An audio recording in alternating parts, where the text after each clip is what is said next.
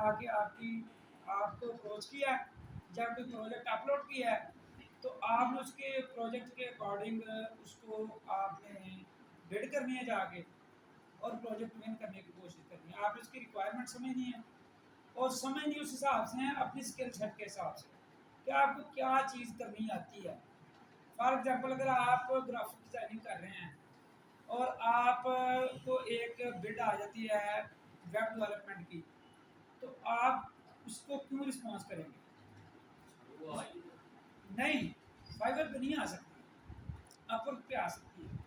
मैं ना जो ट्रेडिशनल है ना उसकी बात कर रही हूँ, ठीक है। प्रोजेक्ट विन कर लेंगे और किसी और से नहीं, वो तो ठीक है, बिल्कुल आप कर लेंगे, लेकिन अगर आपको हो नहीं होगी, आपको पता ही नहीं एक वेबसाइट कितने रुपए में बनती है, कितने डॉलर्स में बनती है, या ये वाली जो वेबसाइट ये काम मांग रहा है कितने डॉलर का, आप कैसे प्रोजेक्ट विन करोगे? एक काम आया है, उस बंदे ने अपनी रिक्वायरमेंट अपलोड कर दी है, प्रोजेक्ट उसने अपलोड कर दिया है, वो प्रोजेक्ट आपकी समझ में आ भी रहा हो थोड़ा बहुत, लेकिन आपको पता ही ना हो कि ये कितने काम का है। आप वो बंदा आपको ऑफर कर रहा है $400 में, ठीक है, आप उसको आगे से रिस्पॉन्ड कर देते हो $200 में आपको करके दूंगा, ठीक है, चले ठीक है, आपने प्रोजेक्ट विन कर लिया, ठीक है। तो जब आप काम स्टार्ट करेंगे या आगे आउटसोर्सिंग करेंगे तो फिर वो बंदा जिससे आप करवाएंगे जाकर उसको रिक्वायरमेंट दिखाएंगे, तो वो बंदा आगे से बोलते हैं कि ये तो 600 का प्रोजेक्ट था, आपने 200 में कैसे ले दिया, ये तो नहीं होगा। उसी प्लेटफॉर्म पे पहले वही प्रोजेक्ट के बारे में सर्च करेंगे कि वो कितने में टॉप रैंकिंग में कितने में कर रहे हैं, ठीक है, कैसे सर्च करेंगे? तो जैसे कल किया था कि मैंने लोगो डिजाइन सर्च किया था, अच्छा, इसके आगे मुझे रिक्वायरमेंट्स रखी थी, प्रीमियम ऑफर था, एक स्टैंडर्ड थी और एक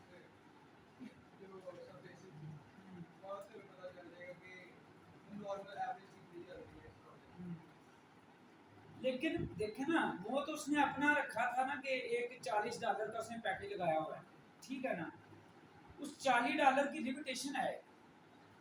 उसने लिखा हुआ था ना ये सर्विसेज उसमें दूंगा, मैं वेक्टर फाइल दूंगा, मैं सोर्स फाइल दूंगा और ये कहाँ वो साथ कितने डिवीजन दूंगा, उसने सारी चीज़ें बताई हुई थी ना। अब आपने एक प्रोजेक्ट है, उसका आपको आइडिया ही नहीं हुआ कि ये प्रोजेक्ट किस लेवल का है, वो बंदा आपको वो प्रोजेक्ट दे रहा है, ऑफर कर रहा है $400 में, ठीक है, आप वही प्रोजेक्ट $200 में बिड करते हो, $200 में बिड कर देते हो, वो बंदे से आपकी बात बन जाती है, वो कहता है ठीक है मैं आपसे $200 में ले लूँगा, ठीक है, आप कहते हो ठीक है मैं $200 में करवा दूँगा। अब वो जब आपने आउटसोर्स करना है, जब आप किसी को दोगे,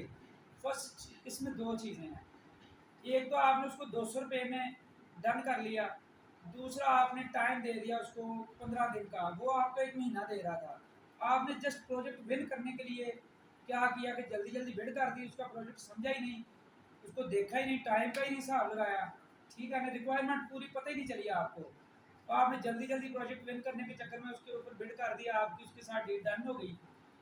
तो उसके बाद आप क्या करेंगे कि जब उसको आउटसोर्स करेंगे तो वो आगे से काम नहीं देगा आपसे कोई भी, और वो हुआ भी प्रोफेशनल बंदे वाला तो वो तो बिल्कुल भी नहीं लेगा। एक बंदा ऑलरेडी $1000 में एक प्रोजेक्ट कर रहा है या $800 में कर रहा है उसी लेवल का, वो $200 का क्यों करके देगा आपको? वो नहीं देगा, प्रोफेशनल बंदे आपको काम नहीं देगा। इससे इससे आपका जो इमेज है ना फाइबर पे वो ही खराब होगा, ठीक है। इसलिए मैंने कहा था कि जब भी बिड करनी है हाफ पे नहीं दे के आना, उसको 5% छोड़ दे, 10% छोड़ दे, इवन के कुछ प्रोजेक्ट जो आपको बिल्कुल एक्यूरेट समझ आ रही है ना रिक्वायरमेंट है, तो फिर उसमें आपने ऐसे करना है कि उसने अगर $50 का लगाया ना तो आप 50 की बजाय उसको तो बोले कि मैं $55 में आपको करके दूंगा, ठीक है, पहले ना करें, उसको पहले ना कहें कि मैं $55 में ये काम करके दूंगा, पहले $50 क्योंकि उसकी रिक्वायरमेंट है, मतलब वो उसका ये है कि मैं 50 बजट है उसका, ठीक है ना, उसका बजट इतना है, आप उसको उसी बजट में दे दें, मतलब बिड करते हैं $50 में करके दूंगा, 2 दिन काम में दे दूंगा और साथ में 2 रिवीजन दे दूंगा, दे दिया आपने, उसके बाद उसको मैसेज में लेके आए एक दफ़ा, एटलीस्ट उसके साथ आप कन्वर्सेशन तो पता तो चले ना कि मतलब ये क्या कह रहा है। हालांकि पहले जब आपने बिल्ड करनी है ना तो आपने उसको यही शो करवाना है कि मुझे आपकी समझ आ गई, आप चाहते क्या हो, ठीक है। उसके बाद जब वो आ जाए मैसेज में आपके साथ बात करना स्टार्ट कर दे, तो आपने ये काम करना है कि उसकी रिक्वायरमेंट पूरी देखने के बाद आपने कहना है कि आपका काम लंबा चौड़ा है,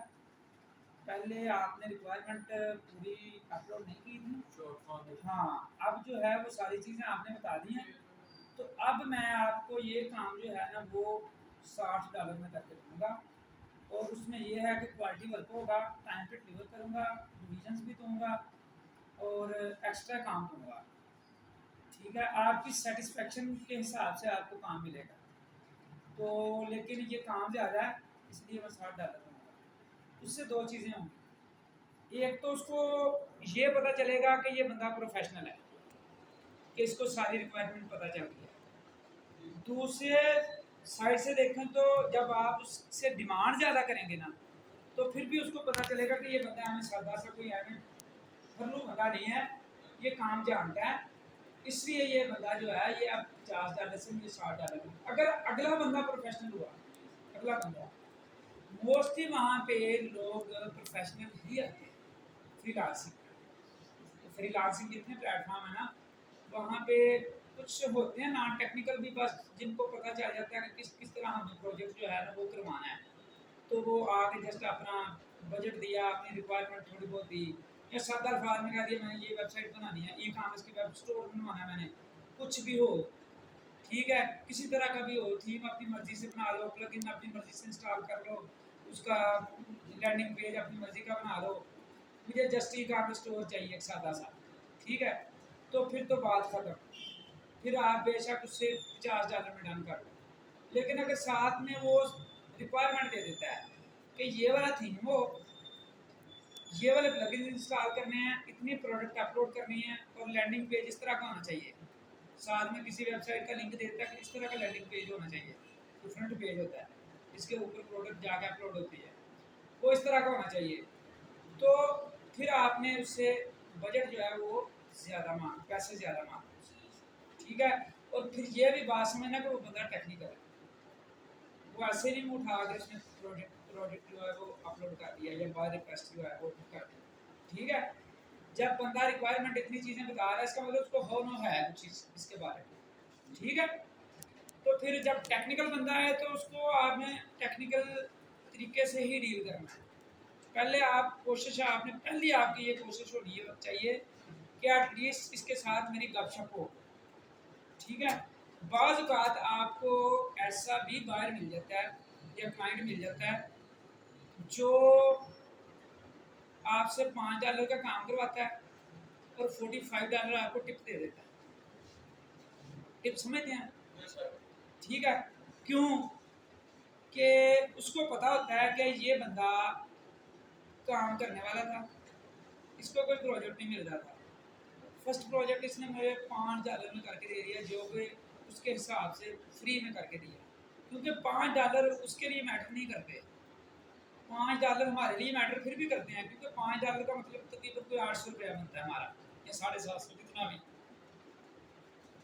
लेकिन उसके लिए $5 मैटर नहीं करते, उनके तो बच्चे $5 जो है वो $10 उनके लिए आम बात है, क्योंकि उनकी वैल्यू है ना, उनके करेंसी की वैल्यू है, हमारी करेंसी की वैल्यू नहीं है, ठीक है। तो वो 50, 60, $100 भी उनके लिए ज़्यादा मैटर नहीं करता, उनके लिए मैटर करता है क्वालिटी ऑफ वर्क, कि आप उनको जो काम दे रहे हो वाकई टाइम पर डिलीवर करोगे और उसकी क्वालिटी होगी, जो वो मांग रहा है वही चीज़ दोगे उसको, ये चीज़ मैटर करती है। अगर आप ये चीज़ उसको दोगे तो फिर वो पूरे पूरे पैसे भी देगा आपको, बल्कि एक्स्ट्रा पैसे भी दे देगा, वो इशू नहीं होता उनके लिए।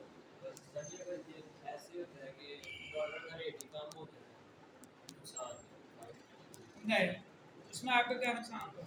एंड नो चांसेस कितना टू डॉलर ले डिक्रीज द जाएगा, रेट। आपने 15 दिन के लिए एक प्रोजेक्ट ले लिया है, 15 दिन में डॉलर कितना डिक्रीज हो जाएगा, कितना डिवेल्यूएट होगा बताएं, पैसे, मैक्सिमम पैसे बड़ी छलांग लगाएगा नहीं ना, सर, रुपए नहीं पैसों की बात करें, कम नहीं होता बड़ी ये। छलांग लगाएगा ना, तो 2 से 3 रुपए कम होगा 15 दिनों में। बड़ी छलांग लगाई। अगर बढ़ेगा तो बेशक 7 रुपये बढ़ जाए, क्योंकि उसकी रेशो जाके चेक कीजिएगा, डॉलर बढ़ा कितनी तेज़ी से और कम कितनी तेज़ी से हुआ है, फिर आपको पता चल जाएगा सारी बात। ये चीज़ मैटर नहीं करेगी, ठीक है। मैं फिर अगेन आपको बता रहा हूँ कि अगर आप प्रोजेक्ट विन कर जाते हो ना $5 का भी, तो ये ना सोचें कि हमने पैसे कमाए हैं, ये सोचें कि इस प्रोजेक्ट से हमने गेन क्या करना है, सीखना क्या है, अचीवमेंट क्या है आपकी। आपने प्रोजेक्ट विन कर लिया पहले 10 दिन में या पहले 5 दिन में, या मे भी पहले दिन ही आपने गिफ्ट बनाई है और शाम को आपको किसी की रिक्वेस्ट आ जाती है, आप रिक्वेस्ट पे करते हो जाके बेड, लक बाय चांस। और वो बेड में आप प्रोजेक्ट विन कर जाते हो, तो कितना लकी हो आप। सर ऐसे भी होता है कि अगर गिग बनाई और लैपटॉप वगैरह जिसमें जो आपका अकाउंट लगा वो साइड पे पड़ा हुआ है, तो आपको ऐसे नोटिफिकेशन आ जाएगा, तो पता चलेगा कि उसके सामने बैठना ही पड़ेगा। नहीं नहीं आप नहीं, अपने बिल्कुल मोबाइल अगर को आप अटैच ऑनलाइन करो, होगे तो आपको नोटिफिकेशन मोबाइल पर भी ऑन रहो ना। आप मोबाइल पर होंगे तो उसको बता देंगे। इसका एल्गोरिथम ऐसा है फाइवर का कि ये कुछ देर के बाद आपको ऑफलाइन कर देंगे, ये ऑनलाइन करेंगे ना यहाँ से हम, ठीक है ना फाइवर। तो मैंने अपनी तरफ से, तो जिस तरह हम फेसबुक पे ऑनलाइन होते हैं तो स्टेटस शो हो रहा था ऑनलाइन का, फाइवर ऐसा नहीं करता। फाइवर आपको शो कर रहा होता है ऑनलाइन है आप, लेकिन वहाँ पे दूसरे लोगों को ऑफलाइन शो कर रहा होता है कि ये बंदा ऑनलाइन नहीं है। उसके लिए एक हम ट्रिक यूज़ करते हैं, ठीक है। वो ट्रिक लगा के हम 24 घंटे ऑनलाइन रह सकते हैं, लेकिन उसके लिए हमें पीसी या मोबाइल, अपने बल्कि मोबाइल पे वो काम नहीं करती, वो ज़्यादातर पीसी पे काम करती है। हमारा पीसी 24 घंटे ऑनलाइन रहना चाहिए, ठीक है। अच्छी क्वालिटी का पीसी होगा तो ही, वरना वो आप 24 घंटे उसको ऑन रखें तो वो वैसे उड़ जाएगा, ख़राब हो जाएगा। अच्छी क्वालिटी का पीसी होगा तो ठीक है, आप यूपीएस यूज़ करें साथ। मैं कहता हूँ कि आप 24 घंटे ना ऑनलाइन हों, एटलीस्ट जो वो टाइम स्पैन है, पीक आवर्स जो होते हैं